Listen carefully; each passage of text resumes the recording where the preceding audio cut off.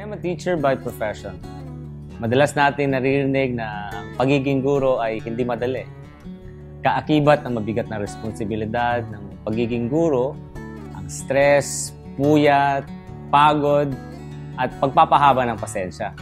Buti na lang may katuwang ako. Buti na lang may nag-share sa akin tungkol kay Jesus. Sa kanya ako humuhugot ng lakas pag pigang-piga na ako.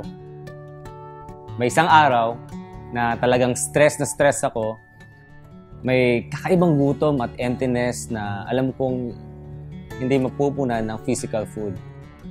Binigyan ako ng idea ni Lord na gamitin ang araw ng sahod sa pagbabahagi ng salita. Sapagkat sinabi sa Biblia na the wages of sin is death.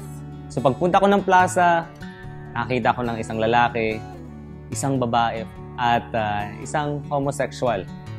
Talaga na-share ko si Jesus ng may kagalakan sa puso ko. Alam mo, pagkatapos nun, sa puso ko, damang-dama ko yung tunay na kaligayahan, tunay na fulfillment. Hanggang sa pag-uwi ko, talagang naiiyak sa puso ko. Hindi man ako umiiyak sa physical, pero sa puso ko talagang satisfied ako. Masasabi ko na yun ang tunay na kaligayahan, tunay na satisfaction. Pag-abot sa mga kaluluwa, busog na busog ako. In the soul, talagang you will be satisfied. Kaya kung pagod na pagod ka, pigang-piga ka na stress ka, if you have a need, sow a seed.